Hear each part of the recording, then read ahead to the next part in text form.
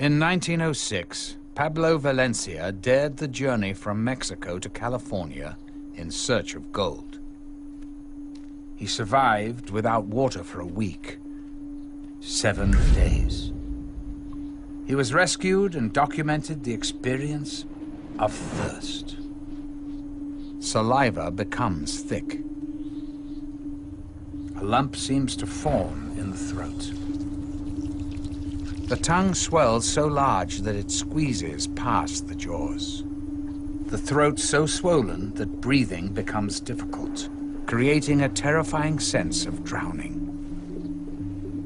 The face feels full due to the shrinking of the skin. Many people begin to hallucinate. The eyelids crack, and the eyeballs begin to weep tears of blood. When Pablo Valencia was found, his skin was like purplish-gray leather, scratched but with no traces of blood.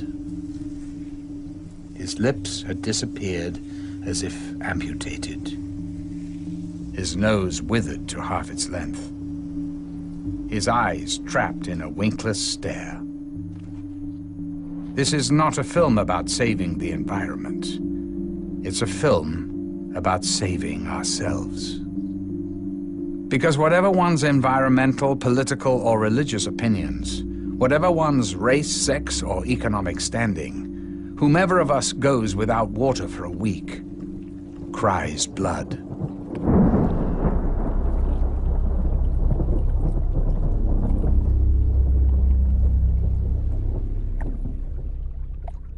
There is always a lot of focus on, well, what's the environmental impact?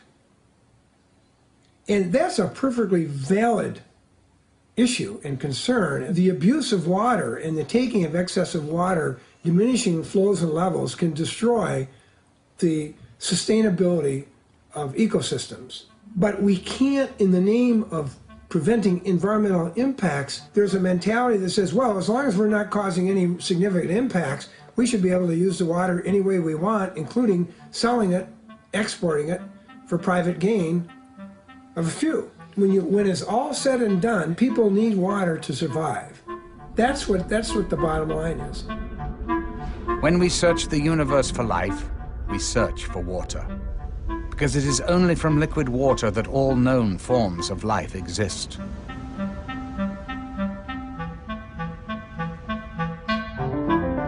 The blue planet, the only planet known to harbor life, the only planet known to be flowing with water. Water management has always been of key importance to humans. The Egyptians depended entirely upon the Nile. The Romans expanded the boundaries of engineering to use gravity to bring water to their cities.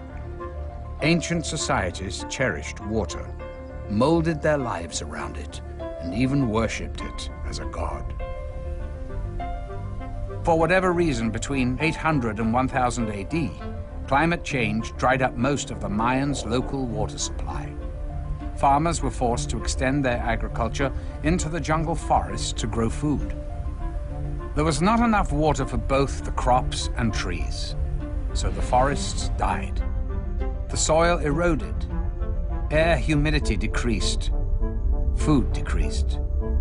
Mayan leaders prayed to the god of rain, but the regular rain season brought little water. The hydrologic cycle was damaged. Life in the cities became less civilized, as the main focus of Mayan life became providing food and water. people abandoned the cities to begin a new life in the forests, in hopes that there was still a sustainable watershed there. There wasn't. But as we enter a new era combining high technology with the demands of global economic trade, we're entering into a unique stage of history. Water, which is the source of life itself, instead of being common and universal to everybody because we all depend on it, profit is made out of the running of and the delivery of water to people and to communities. Those that have the ability to pay will have access to the water. Those who do not have the ability to pay will go without. And therefore, it's a life and death situation in the final analysis on the basis of profit.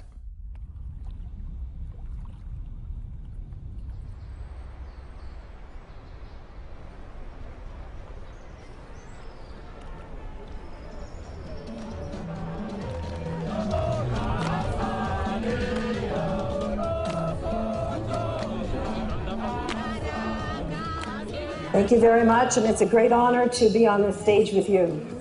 I want to talk, comrades and friends, about a global water crisis in which we know that the world is actually running out of water.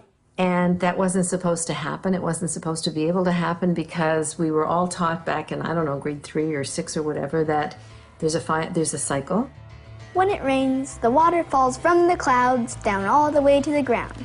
It soaks into the ground and then the grass and trees grow. Sometimes there's so much water underground that lakes and rivers just pop up, like when you squeeze a box of apple juice. The rivers carry the water back to the ocean. Inside the ocean, the water floats up to the sky as clouds again. Then the wind pushes the clouds towards the land and it rains again. This all happens over and over, forever and ever.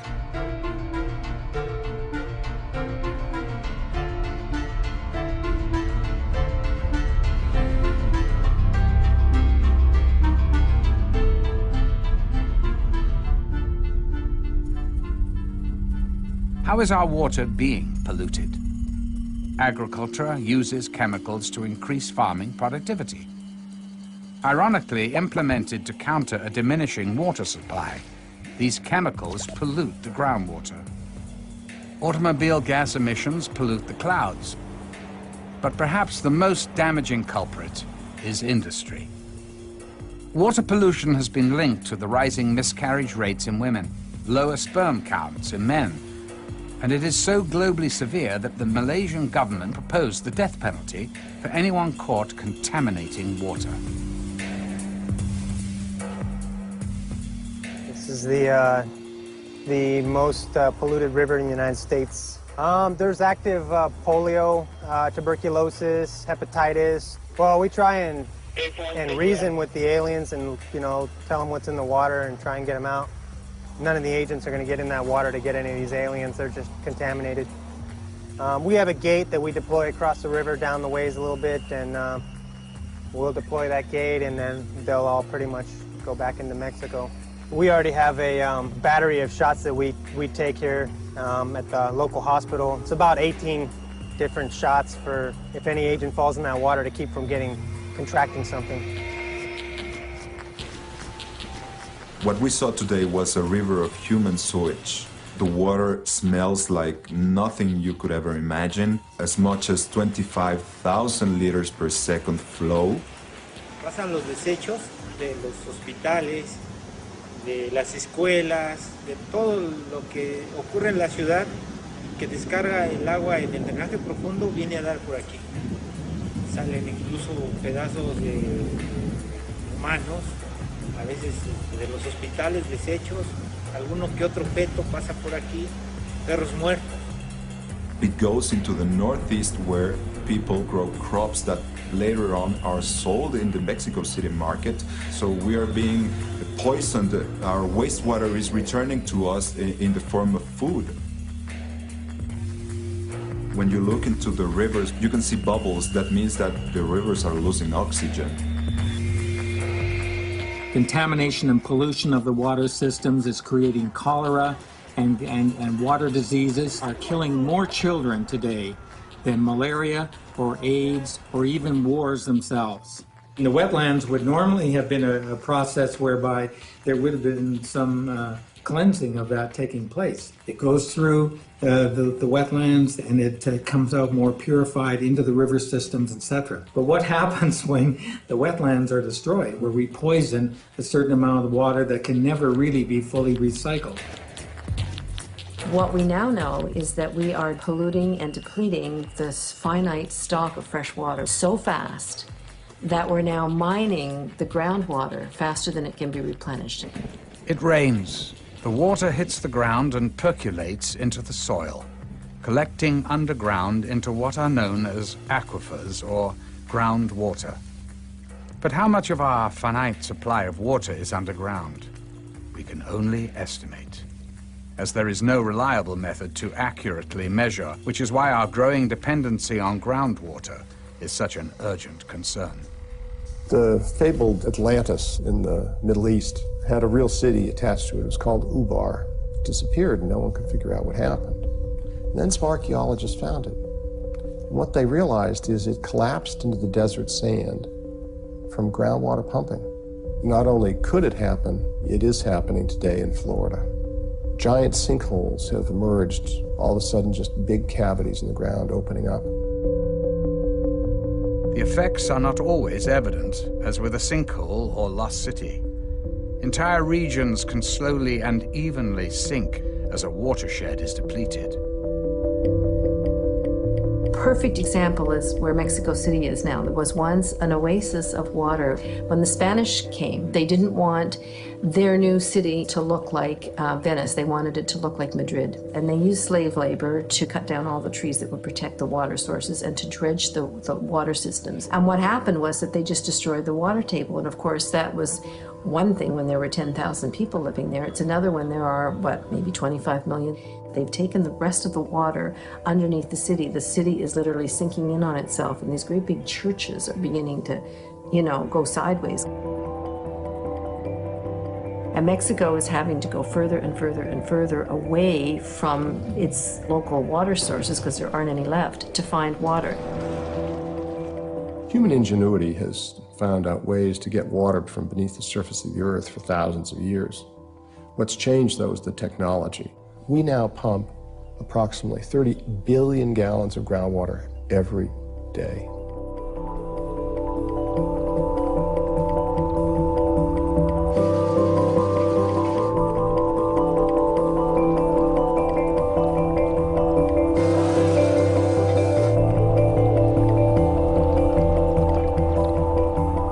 The farming community started tapping into our aquifers at a time when there really were not other demands on the resource. The way that the law works is that they're allowed to use limitless quantities. And then the added kicker is that the law said, if you don't use it, if you don't divert all of this water, you may lose your water right.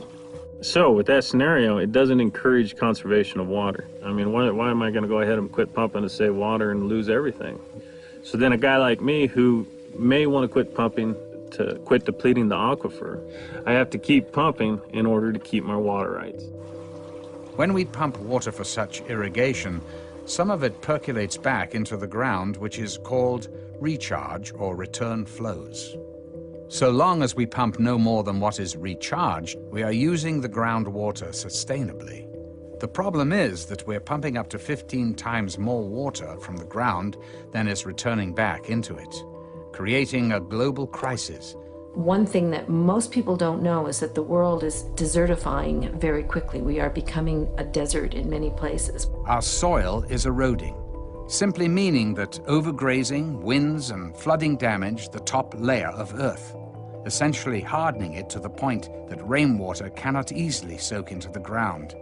Our life source literally slips away from us, back into the ocean through sewers and rivers, draining the land of its moisture and life.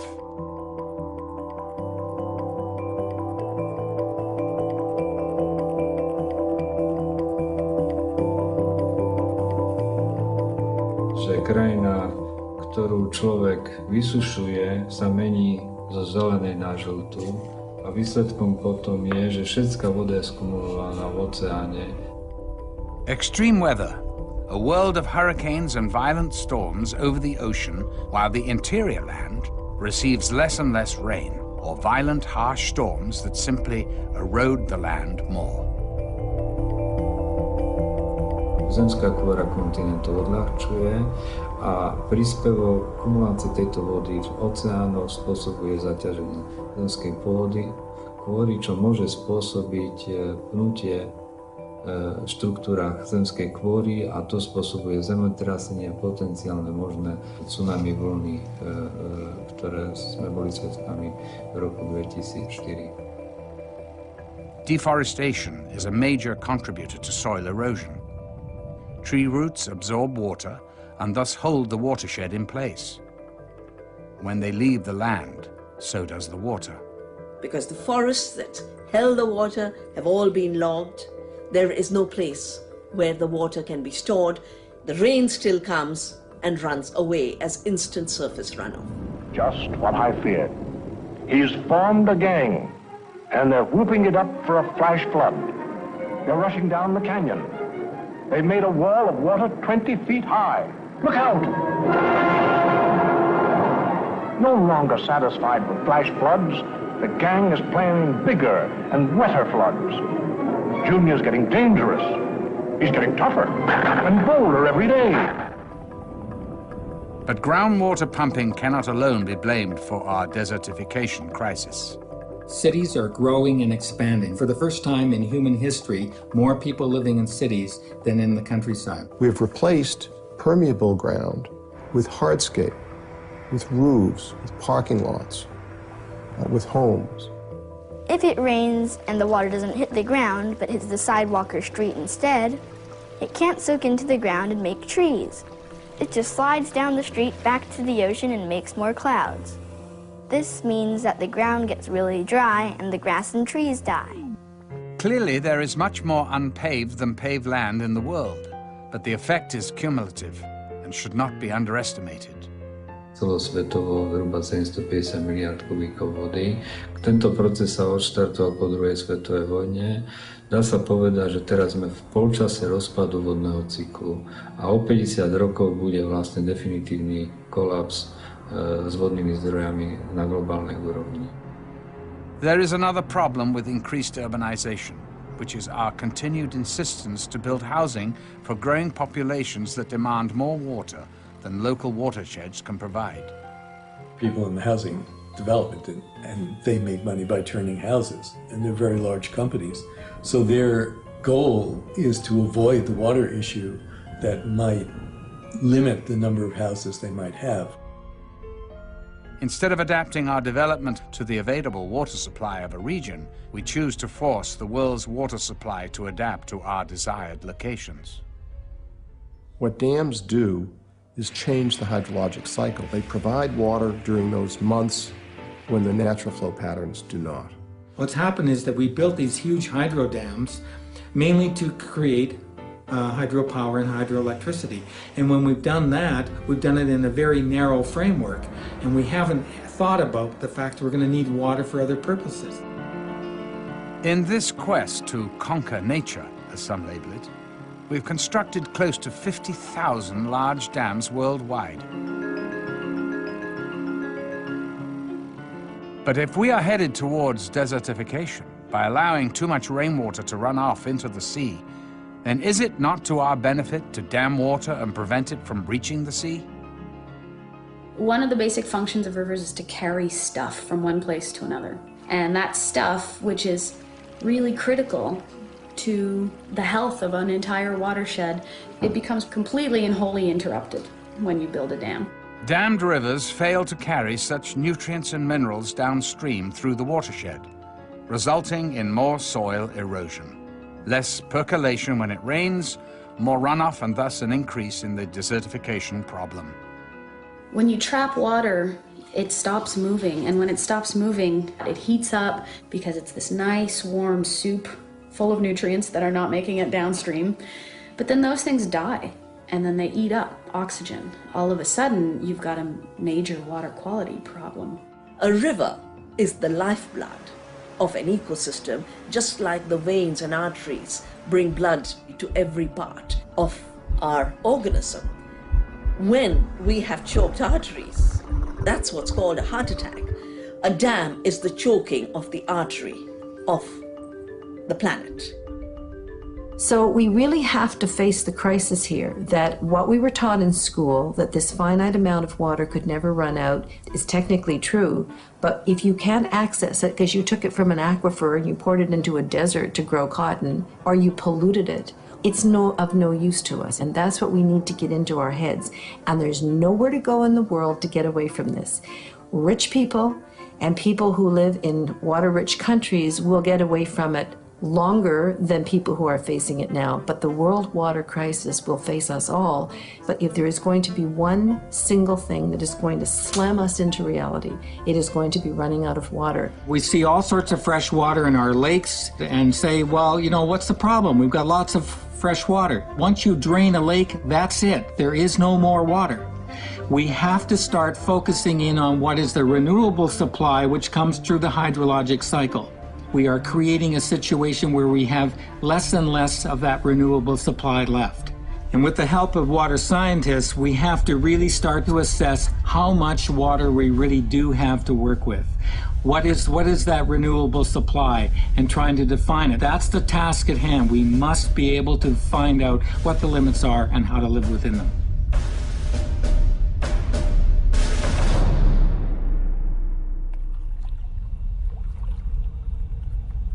But instead of our governments coming together and saying, we have a limited amount of time to come together and find the solution, what they've done is they've handed power over to big water companies who want to create a kind of water cartel.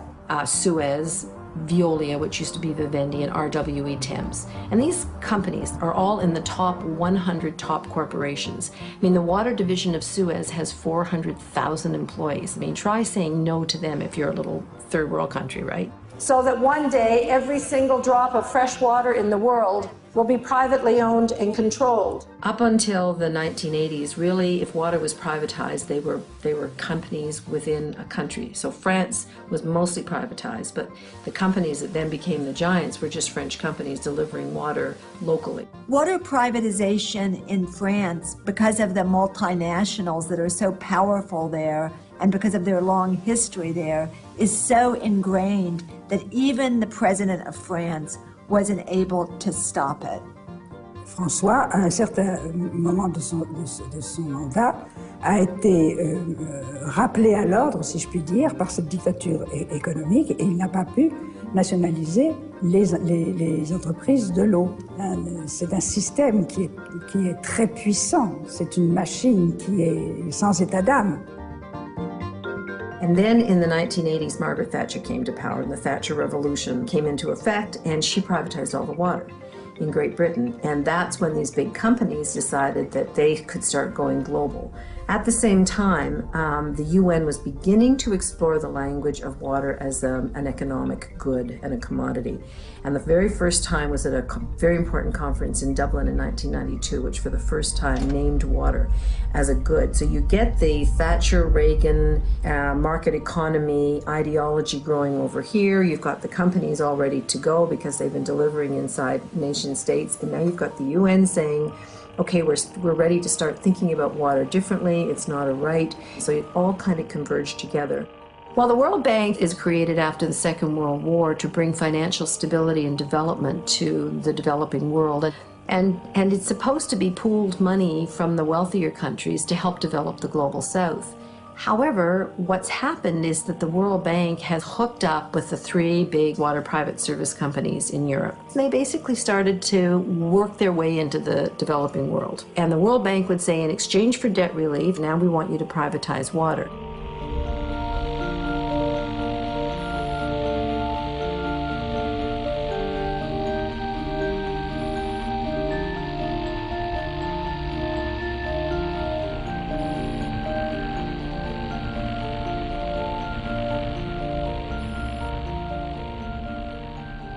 The WTO comes in with rules that basically establish this in a new constitutional framework. It's run by what's called the Quad, which is the United States, Canada, the European Union, and Japan. And the Quad makes all the decisions. It's their corporations that set the agenda. They decide when the meetings are going to be held. And they had thousands of military police with, the full riot gear and so on. And the farmers had a huge march. And the head of South Korean Farmers Union is a man named Lee Kyung-hae. And he came from a devastated community where people were killing themselves. He climbed up on this police barricade. He took a knife and stabbed himself in the heart, rocked back and forth on top of this fence, and fell. He died a couple of hours later in the hospital. And this became an enormously important symbol. These trade rules are not some dry academic thing on a piece of paper. These are rules that affect people's lives, and these are rules that are killing people. This is the new colonialism. It doesn't come in ships.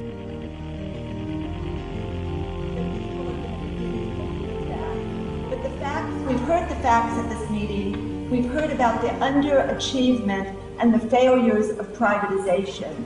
And we know that ultimately, these corporations aren't accountable to the communities that they serve. They're accountable to their shareholders, and nothing's going to change that. People think that water privatization is just a problem in the global south and the developing world, but that's just simply not the case. We have the very same situation in the U.S.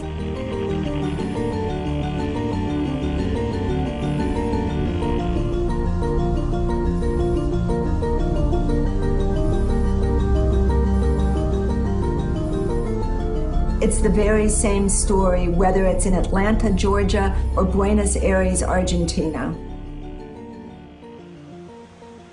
It was a big push at the time. Privatization was the word. Everybody wanted to privatize something. And frankly, I'm not opposed to privatization. We privatize our recycling pickup, but this water was different. But we did sign a contract with United Water for 20 years for operation and maintenance of our water system. For these companies, when their name has been tarnished because of their malpractice and their mismanagement, it can be a big advantage to use another name. Suez often uses the name Ondeo, and very rarely the brand Suez is visible. And the same, of course, with Vivendi. Vivendi had gained a very bad reputation because of their records in failed privatization and mismanagement. And they were suddenly reinvented under this name Veolia, and a huge advertising budget was spent to create a positive feeling around this new brand name.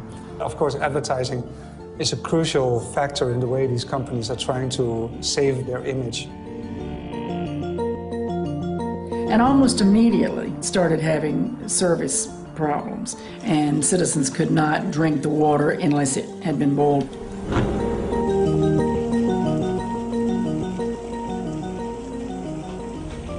There are no clear-cut performance requirements and performance guarantees. We did require in the contract that they take all of our 550 employees for labor reasons. They usually slash the workforce, sometimes in half. So they cut out about 200 employees, and that could have been part of the reason for the service delivery. They couldn't find out where all the piping connections were. The workers themselves were the people that knew where things were. The mayor at the time was Bill Campbell, and Suez gave him a $6,900 campaign contribution, but he wasn't running for office. A trip to Paris where he and a female companion stayed in the best hotels and were wined and dined.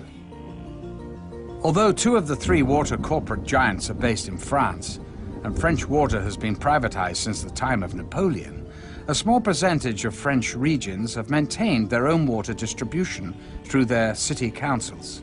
The city of Grenoble managed its own water for over a century, providing good quality water at low prices to consumers. Suez bribed our mayor. Le maire de Grenoble a choisi de privatiser à Lyonnaise des Eaux Suez.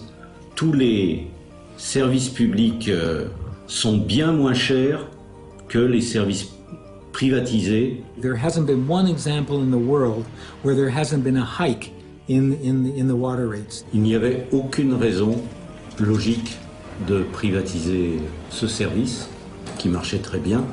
Sa décision de privatisation était en échange d'avantages personnels, avait acheté le maire de Grenoble. I'm not a big fan of government controlling a lot of stuff. I've been in government. I've worked in the federal government, I worked in state government, I worked in local government, and I see an extraordinary amount of corruption.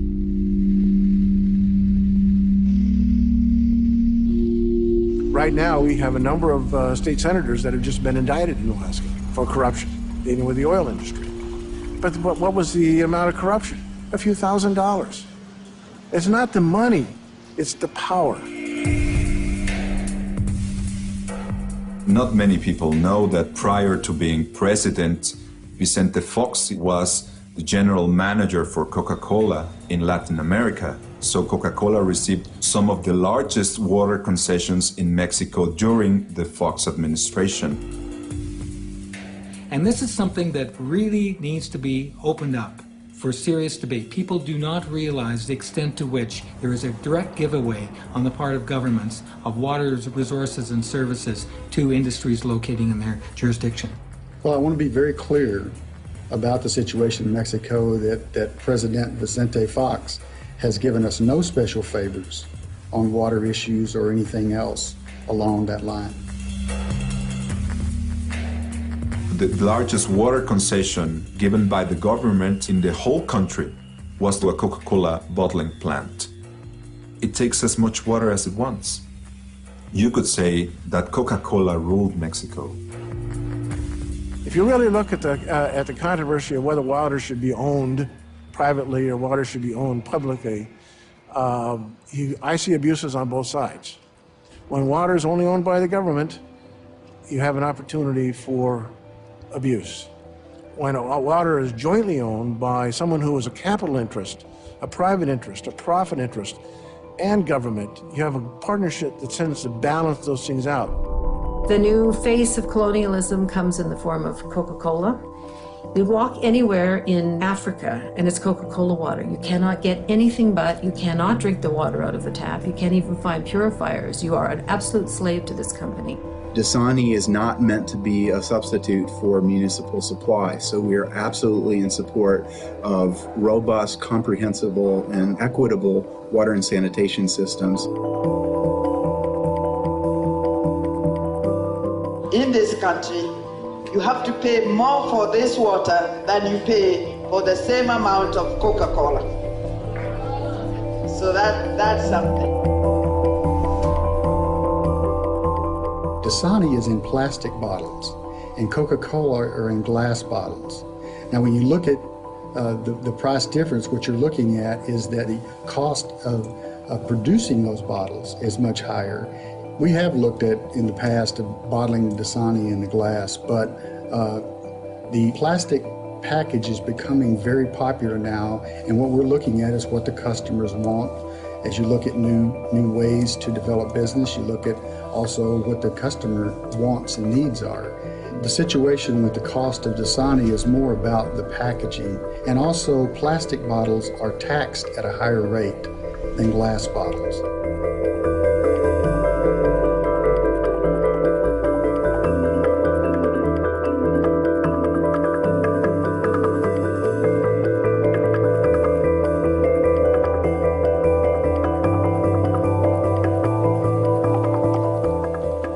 Wall Street per se understands in 50 years this is the commodity to be invested in. There's a sunset out there, there's a horizon out there that's coming closer and closer for oil, but not for water. There are at least a dozen publicly traded water indexes that deal only with water, trading it on the open stock market. 5 years ago, this didn't exist. Now it's just simply exploding. It takes two players to really make the corruption happen.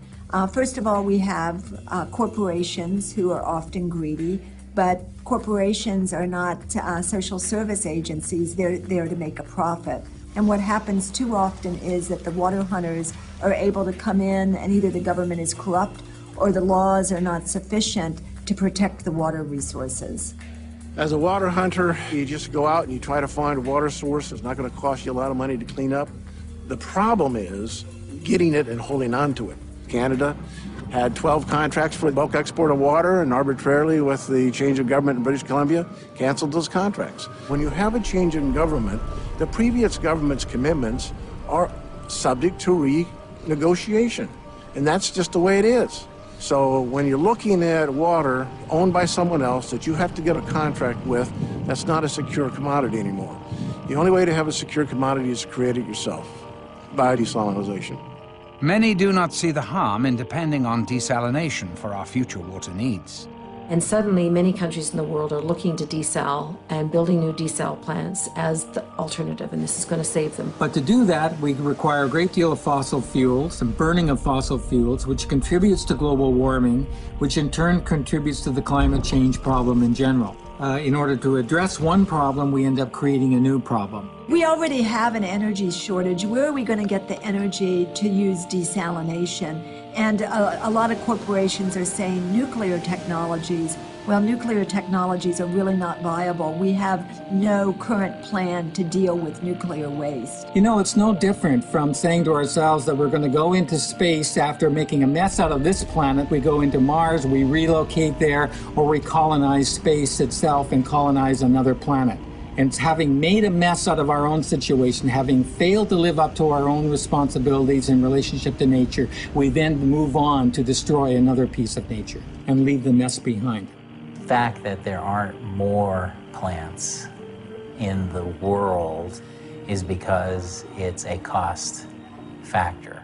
Only rich countries or the World Bank or big corporations or a combination of all three are going to be able to afford to build desalination plants. But even on the slim chance that technology can advance quickly enough, that the energy costs and needs lower enough to make a global desalination solution possible, the question still remains, why?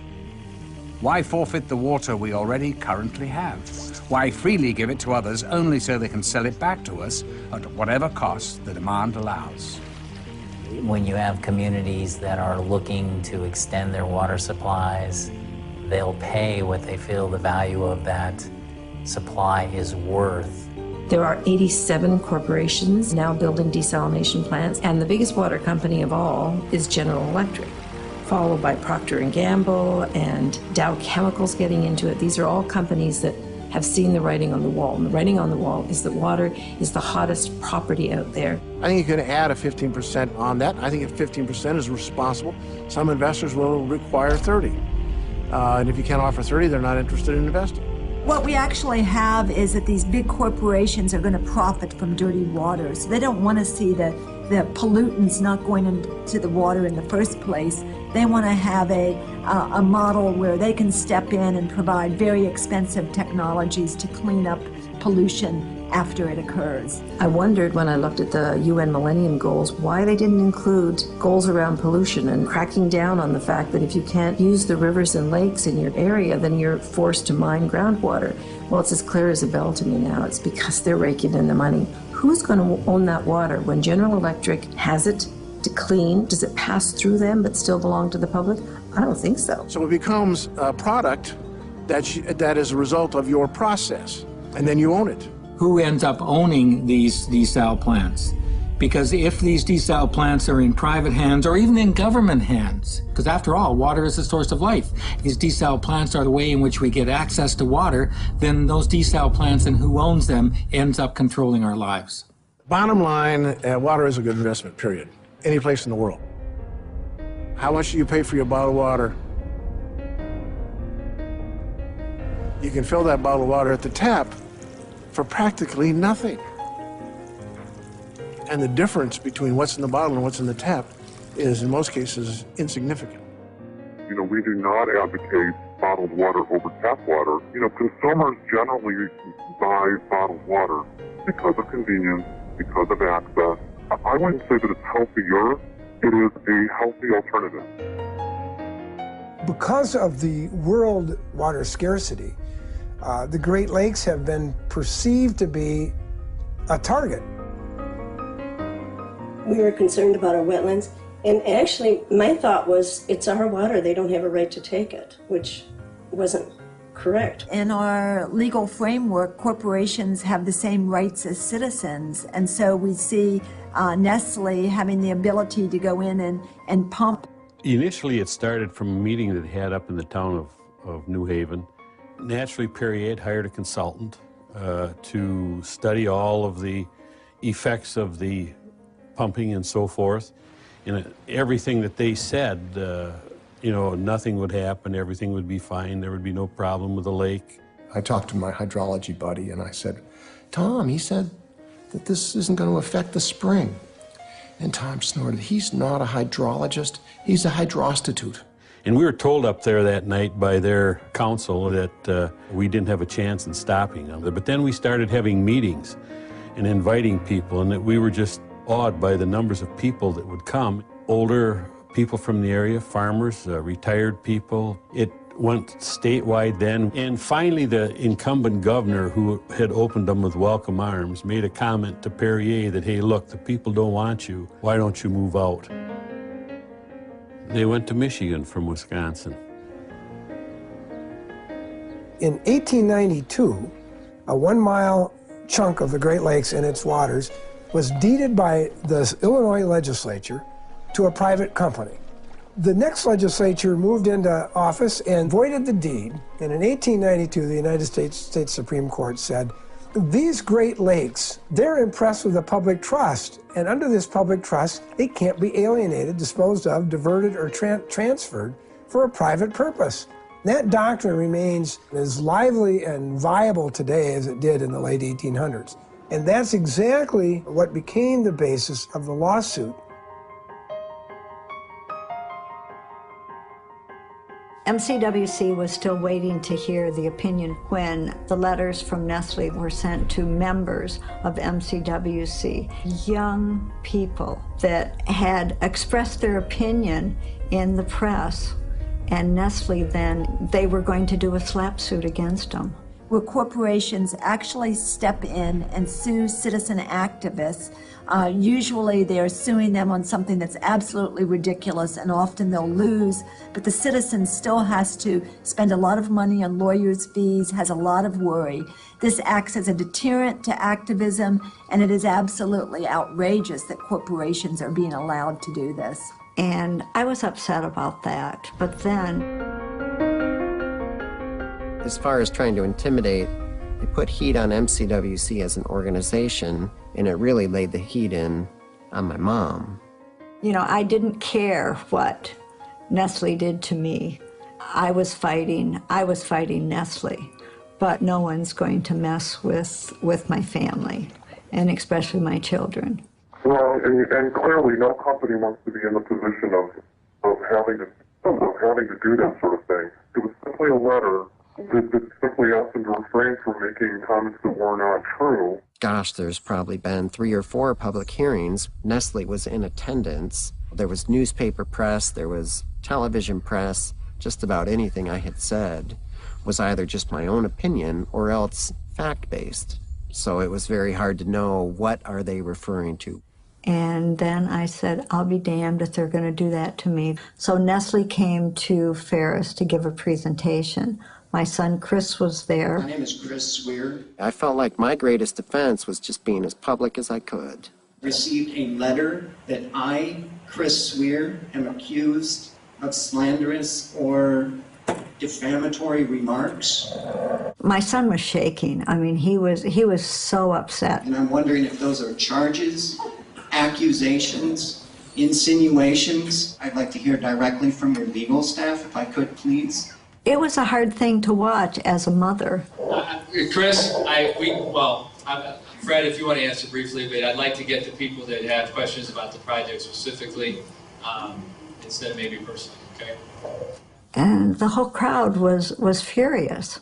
But I mean, I tell you what, if at the end, Chris, there's time when we want to talk about that, there's no more questions about the project or water policy or groundwater, we would like to, okay? They never followed up and contacted me. It never materialized as far as a slap suit. It tells me it was a load of crap, just like I had suspected. The judge said, well, there's a diminishment, that's what the law is, it's illegal, you're done. And that was the end of it, we thought. It probably took at least a year to be able to have our day in court. And then, when you think in 3 days' time, the Court of Appeals heard Nestle's case. Nestle then was granted permission to continue to pump 200 gallons a minute. But in doing so, the Court of Appeals changed the law. Bottled water exports or exports of water in any form are hereby prohibited. Which is very different from most uses of water. Even agricultural uses have return flows, and it's available for reuse again and again. But once you put water in a bottle and you move it out of state, it's gone. You made that a product, we invested, it's a private good, you can't take it from us anymore. It's too late, you open the door. Michigan is telling the world, come in and buy water rights here, and by the way, under this case, if you can demonstrate an economic benefit of shipping it somewhere else, you can have it. Changing the way water has been perceived as a public resource in a way that we may not be able to retreat if we make a mistake. And that's the problem. When you take water out of its natural water basin and then ship it or move it, we know something about the ecological fallout from that. We don't know the full picture. What happened to the Aral Sea? The Aral Sea was a lake, in fact, that was so huge that they called it a sea. And the countries around of the old Soviet Union decided to grow cotton in the desert and started siphoning off this water. And it's almost completely gone now. Company comes along and says, the impact of 210 million gallons a year in a tanker truck is no different than 210 million gallons a year in a bottle. And you already let the bottled water people do that, so you have to let us do that. And so that's how I got started in looking at bag technology.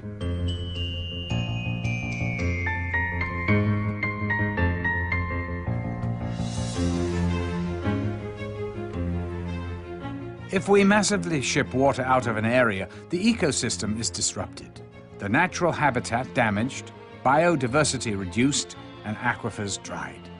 The water-rich area we chose to export from will itself desertify. The thirsty populations in the water-poor deserts we ship water to will simply consume the water and send it back to the sea via its sewers, thus still remaining a desert. Where one desert region existed before, two deserts now exist. Water is a supply and demand commodity. The people that demand it don't have the supply. The supply is often in other parts of the world. The question is how to get it from source to market. This sets up a kind of contest, and that is between city people and rural people. Companies are out there constantly looking at what land the farmers own. Going from farm to farm, hello ma'am, hello sir. Now what are you doing farming all day? It must be a lot of work. I bet you get up real early, and why don't you just let us rent or buy your water? And we have had Texas Water come in and volunteer to build a pipeline. What I'm afraid of happening is the water will not be sold here. Into that pipeline will go out of the basin into areas such as Santa Fe or Albuquerque. So this is a new development that's taking place as more and more of us move into big cities and don't want to think about where water comes from. Increasingly, it's coming from the places that grow your food. This is really, really, really short-sighted. You're using water from an ecosystem in Northern California, transporting it through long pipes and canals to Southern California to grow alfalfa. The alfalfa is then shipped to places like Japan, where it is fed to the high-end Kona beef, and then much of that beef is shipped back to the U.S. So we've set up this system of agriculture that just doesn't work anymore, and it's really based on the concept of virtual water, where we're growing crops for export in thirsty places and then moving them long distances, rather than having our food grown more locally and more sustainably. China is a very dry country, but agribusiness is moving there because there are fewer laws and labor is very cheap. Almost all apple juice sold in the United States comes from China now. We're losing our ability to even grow apples because it's cheaper to produce them elsewhere. That means that a country like China that doesn't have very much water is exporting its water to the United States through apples. Then we sign trade agreements like NAFTA so that our subsidized corn using water from desert-like areas in the US can undersell the farmers in Mexico. A lot of that water actually stays in the corn and is then transported to another ecosystem and is completely lost. For instance, here in Kenya, they grow most of the roses that are sold in Europe, and they export them. And they're grown around a beautiful, beautiful lake called Lake Naivasha, which is being depleted at an appalling rate. All done by foreign corporations, huge, great big flower plantations. If they keep doing this, within 5 years it will be a putrid puddle. So here's one of the driest continents on Earth, exporting water, being told by the World Bank to export its water to get its way out of debt.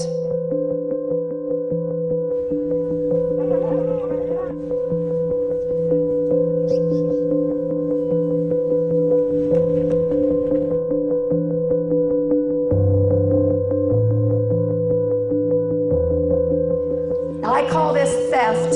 I also think it's a form of murder.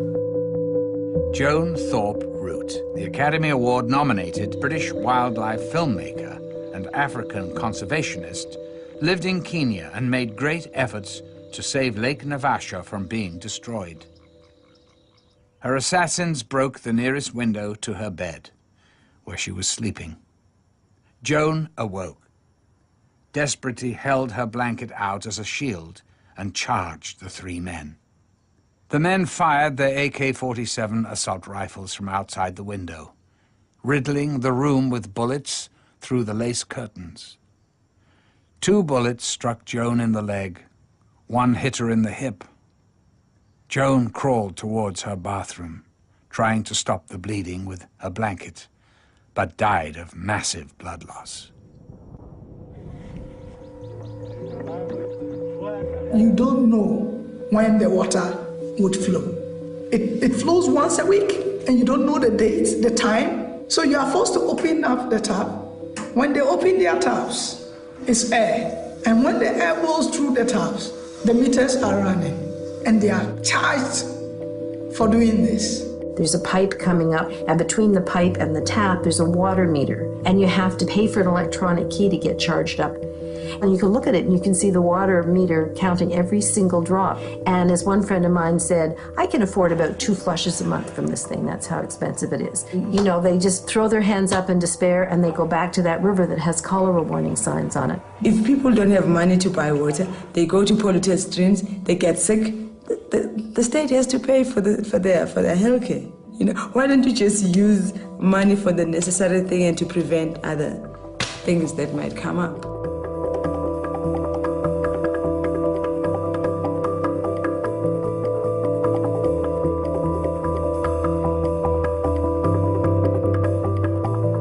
If in the house I'm the only one employed and I buy water, I'm going to limit or ration the people who are living in that house.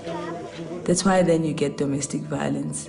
Because now I want to do my laundry, but because my sister is the only one employed, she determines when I do my laundry.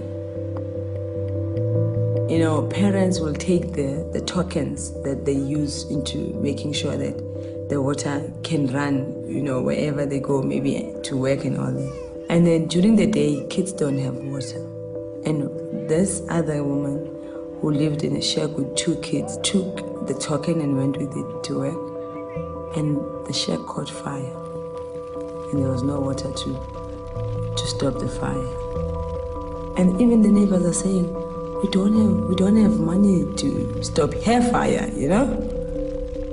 These projects are taking away our humaneness.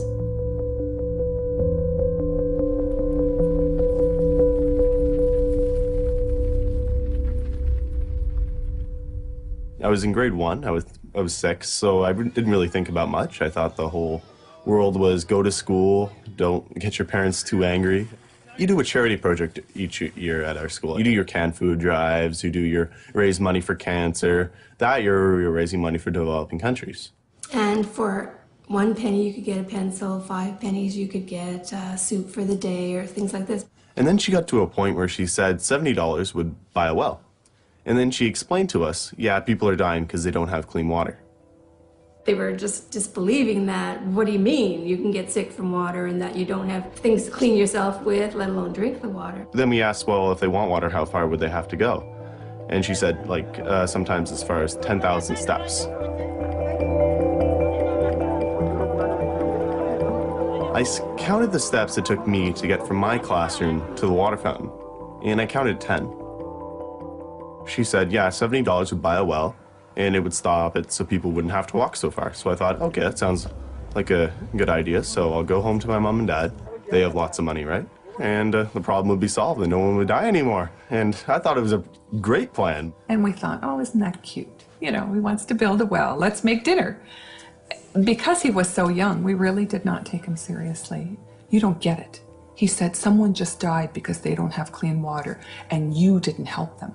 After a few days, they finally sat me down and they said, what we can do is give you a chance to earn the money by doing extra chores around the house. Never ever thinking that he would follow through. And I got a piece of blank paper, drew a thermometer on it, 2, 4, 6, 8, all the way up to 70, to give him a sense of how long it was going to take him to get there. After, I guess, 4 months, I raised the $70.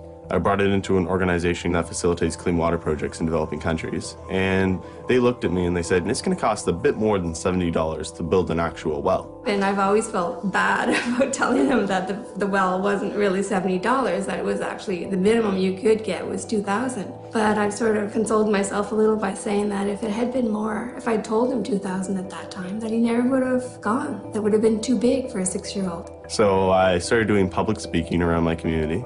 It slowly grew and grew and grew. The Brian's Well Foundation has been established. We've helped raise about $2 million, which has gone towards the completion of 266 water and sanitation projects, helping about 500,000 people.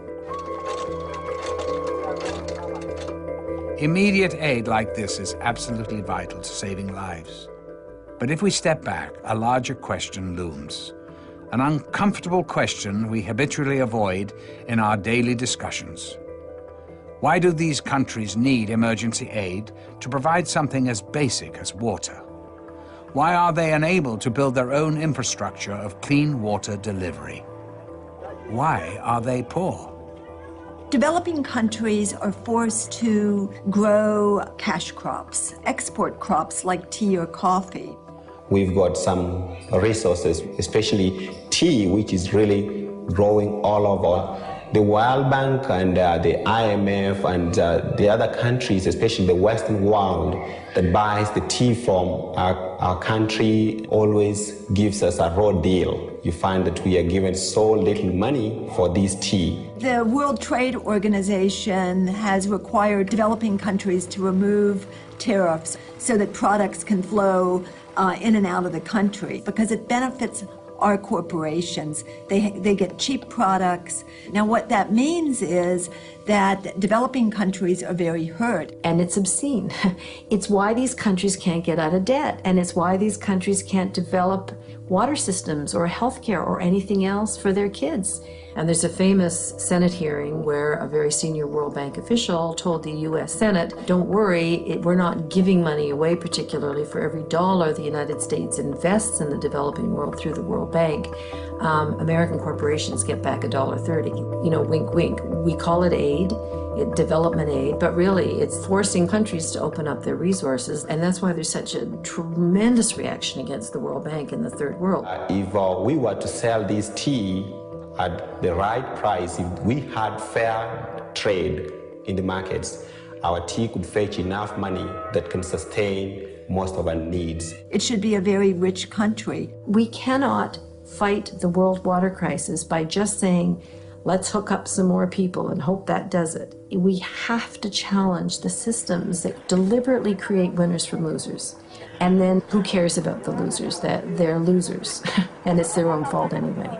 That's the system we have to take on, and we will never, never, never, never, never solve the world water crisis until we have the courage to talk about the world political and economic system.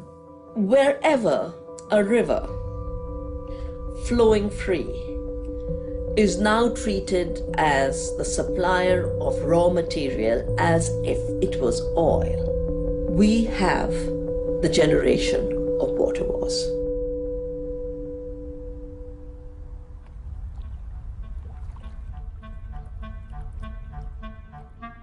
The Chinese, the symbol for water, not only means water, it means control, which I think is quite profound in the sense that controlling water is everything. The word rivals, for instance, comes from Latin meaning river. The rivals were people standing on either side of the river throwing things at each other. And you're just going to see more of that as the technology develops to be able to suck water out of the atmosphere. Now you're going to find water from the atmosphere in clouds being stolen. New techniques for controlling the weather are being tried. When conditions are right, rain is made to fall by seeding clouds with dry ice or silver iodine. It's happening in China and some other places where a particular village pays for a plane to go up. They make it rain before the cloud gets to the next village. So there's real anger and real political tension.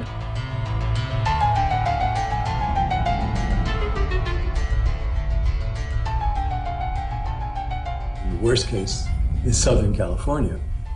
And LA is part of what I call hydraulic civilizations, like Rome and its aqueducts was a hydraulic civilization.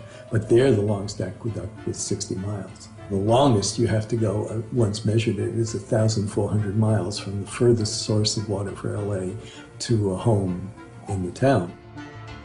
And LA has not yet figured out what its limit should be. I mean, it doesn't want a limit. In the LA area itself, which is about 18 million, if it was on its own water, it would only be 3 million. First thing LA is going to do is try to put a lot of farmers out of work and close down the farms and take that water. When the water system doesn't work, then the civilization goes.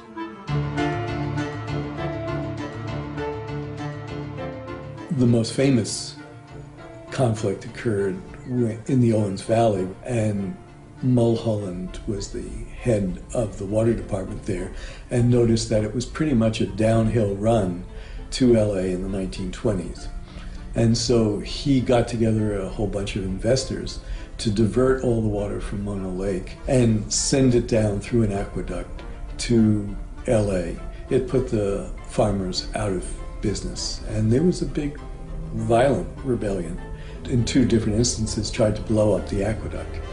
They partially succeeded once, and then they were arrested, and then they sent in kind of goon squads to get rid of the farmers, and then they paid them off.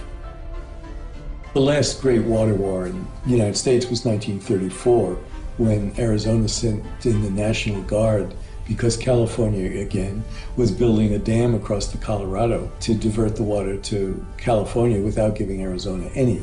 And the ferry captain that took people across the Colorado put a cannon on the front of her ferry, and they went up and threatened the dam. But it led to the Secretary of the Interior to stop the dam.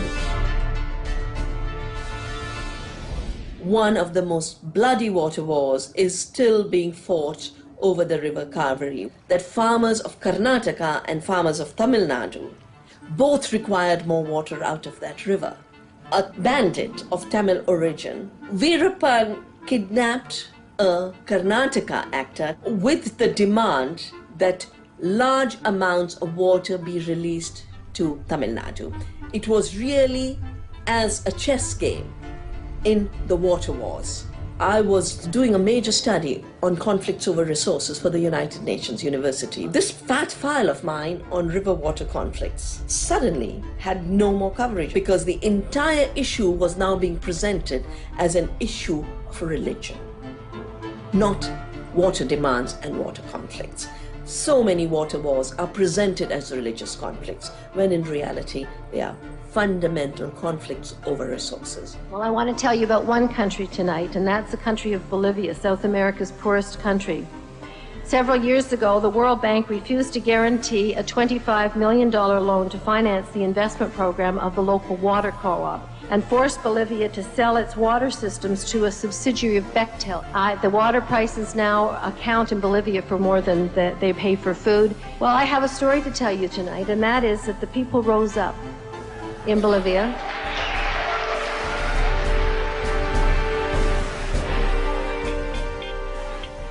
Obrero industrial y cuando en Bolivia se privatizó el agua, la gente, nosotros no podíamos concebir que un empresario privado, un inversionista transnacional, podía apropiarse del agua. Es decir, la gente o tenía que pagar del agua o tenía que dejar de comer y por lo tanto no tuvo otra alternativa que decir no a la privatización del agua.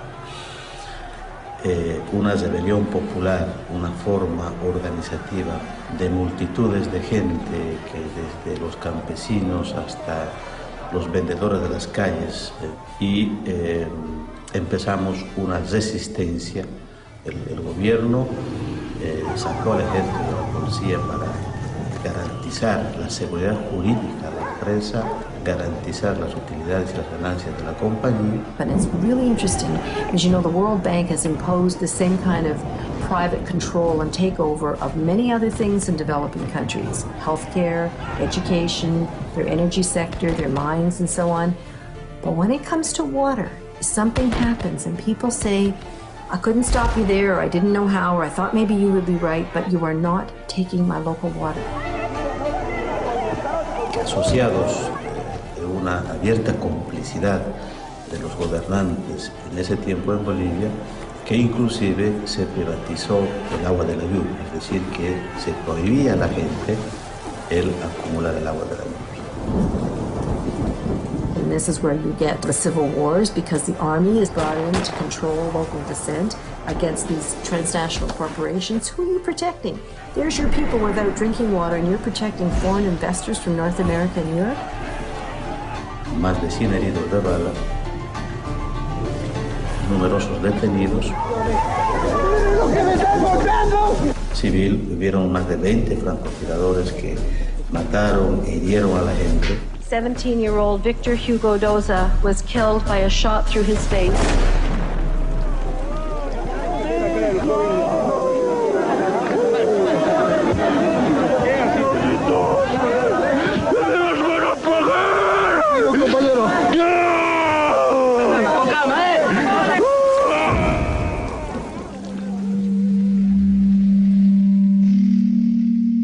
See a whole new geopolitical picture emerging here, where the world map will be rewritten and redesigned. They've already mapped out what are going to be the most intense areas of potential conflict in the next 10, 15, and 20 years. So the water-rich areas of the world are Brazil, Canada, Russia. So these big superpowers are beginning to position themselves in such a way that water, like energy, is seen as part of their future security, including their military security, including their commercial security, and they're beginning to understand they have to secure future sources of water. The U.S. is doing military training around the Great Lakes, and 80 mayors of towns and cities around the lakes have asked the U.S. government to suspend this, but they're not going to. I got involved in this issue in the mid-1980s when Canada was negotiating a free trade agreement with the United States, and the free trade agreement included water as a good. There was a statement made by one of the participants that Canadian water would be flowing to the United States Midwest from the Canadian North by pipeline within 2 to 5 years. Who knew? And move that water into a crater in the Rocky Mountains, which would be kind of like a huge mega reservoir. And nobody will stand up in our country to the United States administration and say, this is our water, because they know that the United States would consider that as serious as if we put missiles along the Canada-US border. It just would not be tolerated in the US. In the new regime, where water is being treated like oil, the protection of that commodity is being ensured through a militarized defense. And the good part of Brazil sits over top of the largest aquifer in the world, which is called the Guarani Aquifer. This is going to be a major source of fresh water in the future. Very recently, the United States has established a military base located just inside the border of Paraguay. As you know, the United States itself is running out of water. Water is becoming more and more a matter of priority in American foreign policy. Secretary of Defense Donald Rumsfeld went on a quiet mission to a number of Latin American places, including Paraguay, to try to see what kind of further advancement could be made regarding the presence of U.S. Forces in that region. Shortly after Rumsfeld's visit, something like 500 special forces were stationed at the military base there in Paraguay. Este caso, no momento agora, quando os países tomaram conhecimento, já tinha sido aprovado pelo parlamento do Paraguai.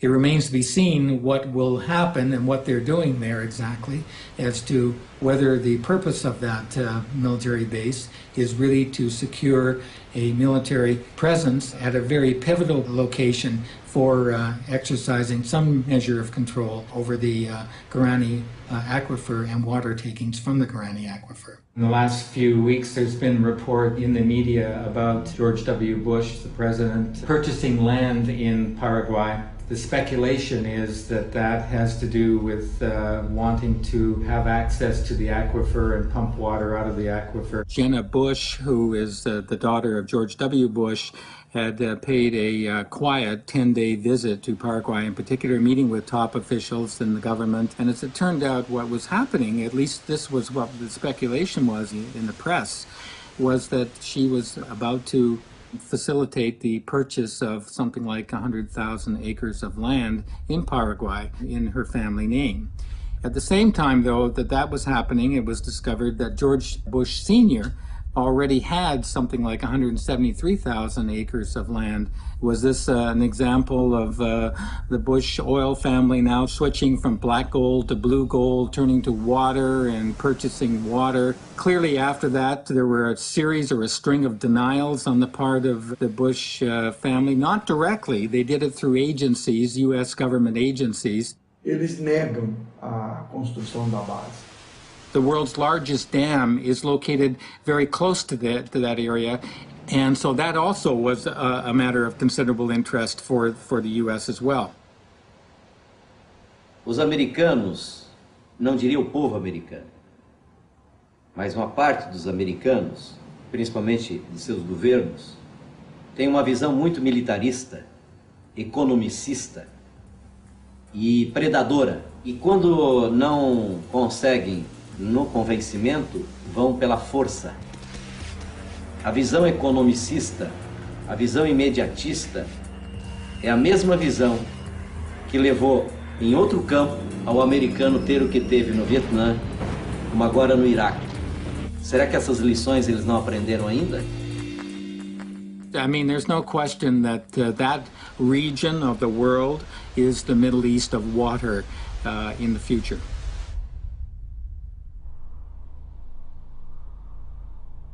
And just 2 days ago, the Bolivian government gave in and kicked Bechtel out of the country.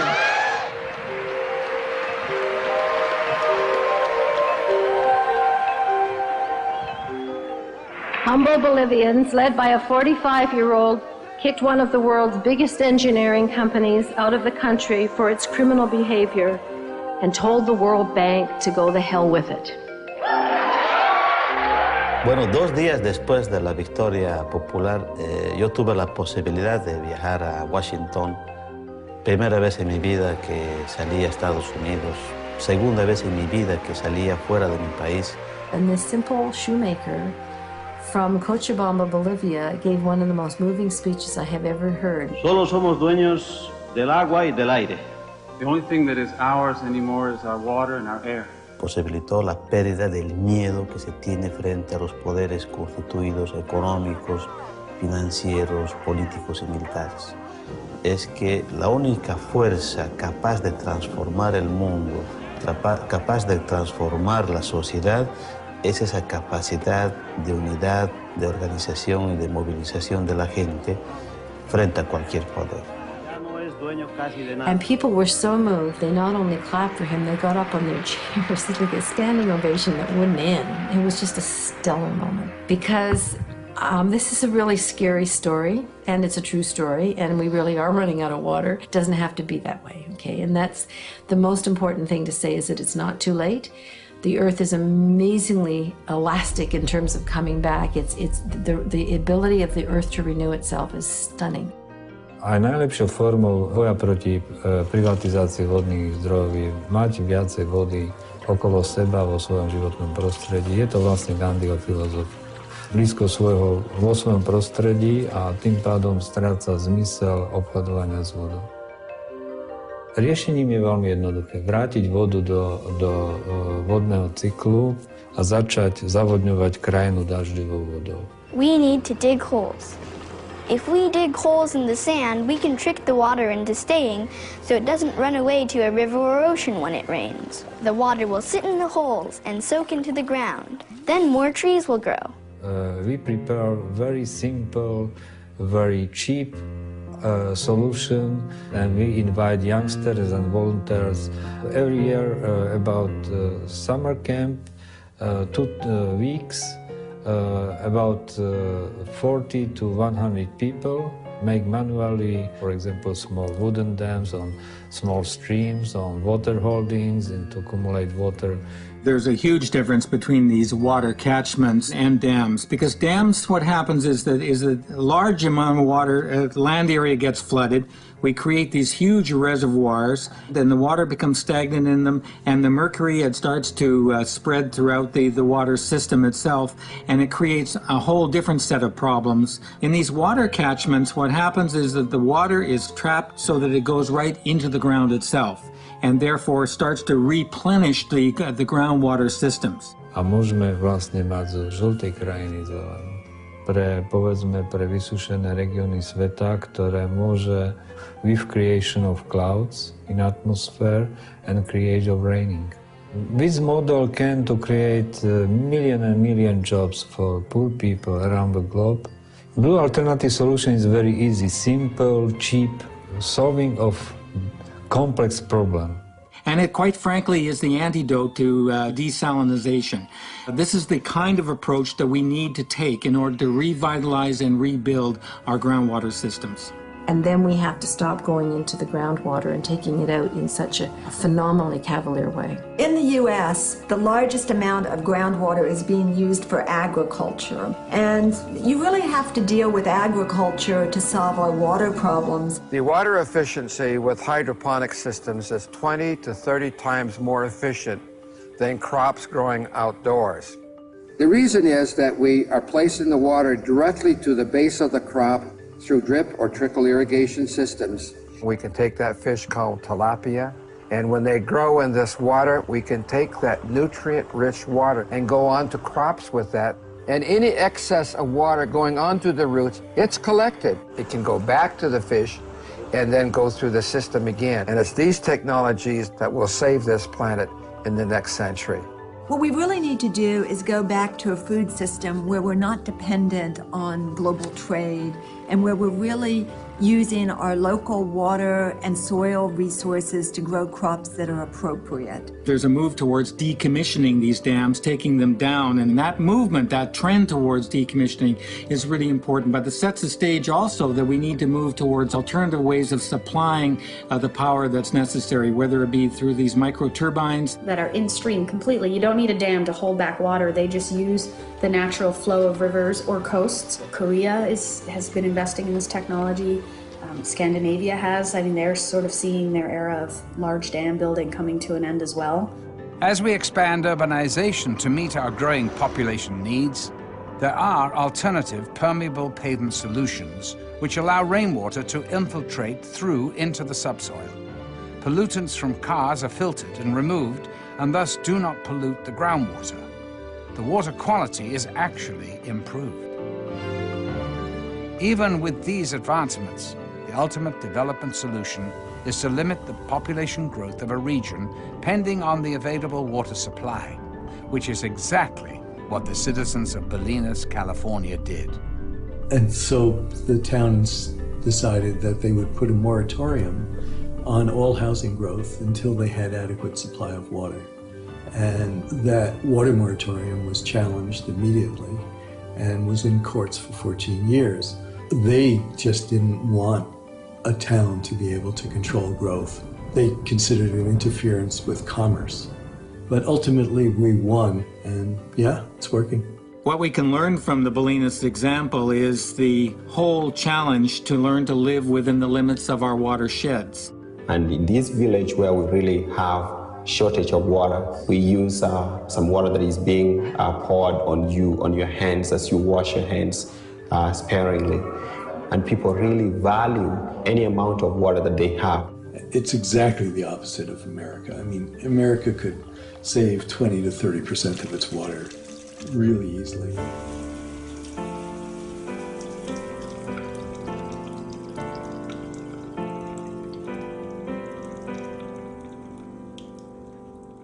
If we adopted the toilet style of Israel, for instance, which has two buttons, one for urine and one for feces, the one for urine is less than a quart. You know, everybody takes water for granted. We're going to have to grow a constituency for water issues. Think about climate change. Groups have been working on climate change for 20 years, and it's taken that long for the general public to be aware of it and for us to begin to make the legislative and regulatory changes that are necessary to really solve the problem.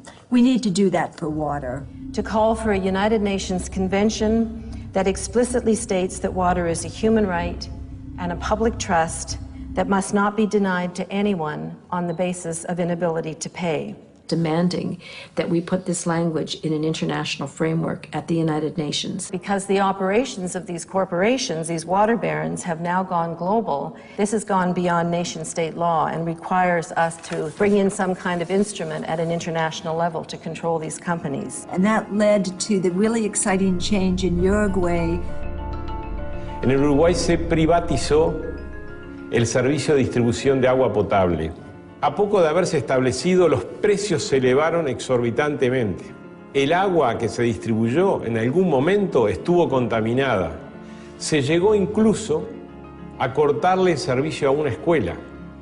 Los uruguayos, con una larga tradición democrática, promovieron la reforma de la Constitución, where citizens were able to pass a constitutional amendment that actually established the right to water and forbids privatization. That's the model that we've been using when we talk to groups around the world and the model that we're promoting. So we're looking for a small group of nations to begin a process within the process in the United Nations. There are some powerful countries opposing the right to water, most prominently the United States.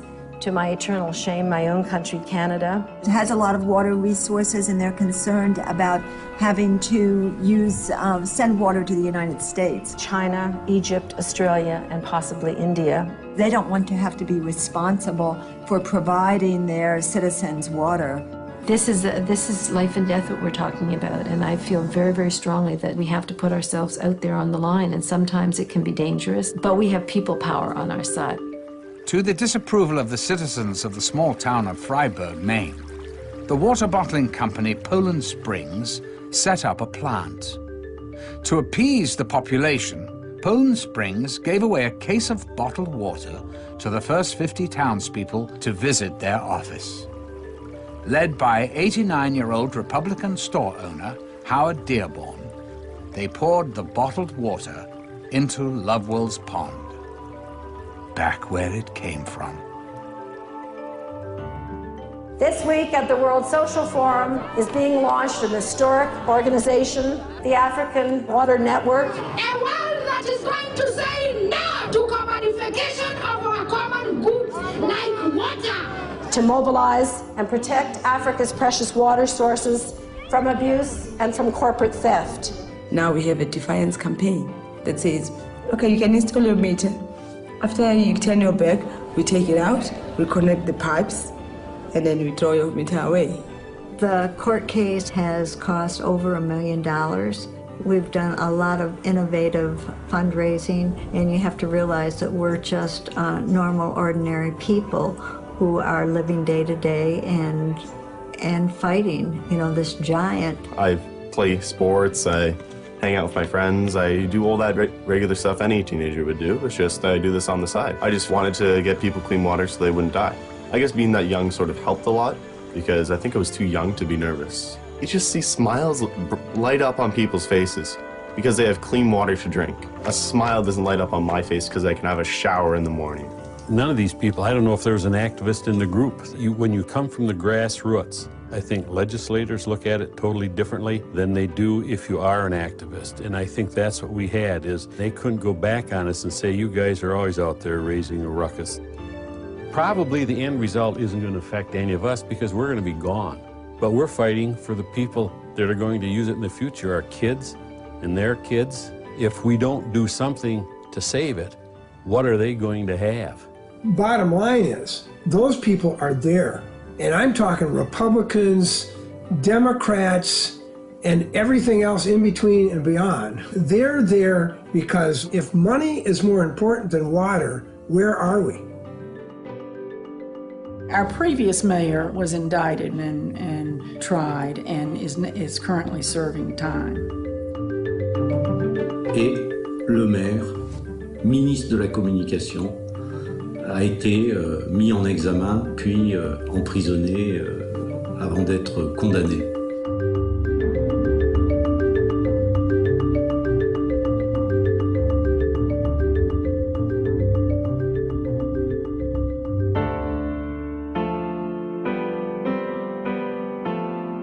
We've made some serious enemies. I've made some serious enemies for myself.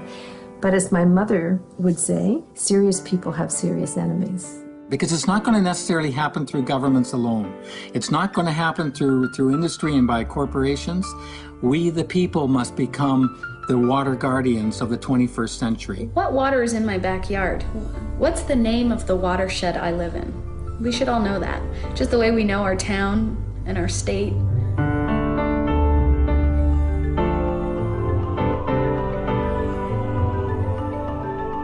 And then ask the question, where does your drinking water come from? And where does your wastewater go? Just start asking the questions. You don't even have to do anything. Just ask the questions.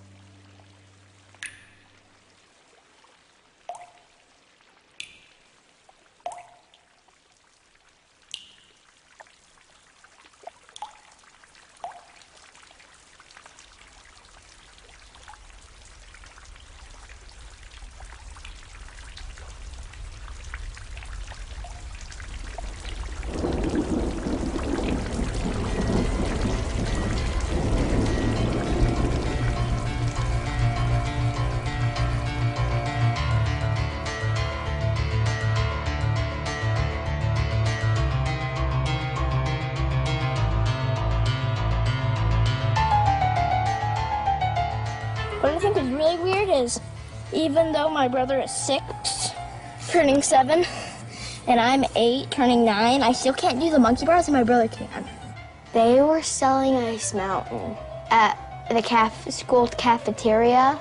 My principal came into my class, and then I told my teacher that I had to talk to her about the Ice Mountain thing. This is my problem poster about what Ice Mountain's doing. They're draining the lakes. When they drain the lakes, they're also draining the springs and the wells. And this is just like one of my little glow-in-the-dark things. Before Ice Mountain, after Ice Mountain, mud flat. And then over here, the solution. Send letters to the decision makers. Boycott Ice Mountain. I showed these posters to the school board, my class, and student council in Michigan, despite lawsuit in court. Well, Mrs. Hart, she said that there was going to be no more Ice Mountain in the entire school district. A bunch of articles just because of one little thing I did. And also, most importantly, let your voice be heard. Like, the one time when I was at a meat store, I saw that they sold Ice Mountain, and then I talked to the store manager, and then he said, okay.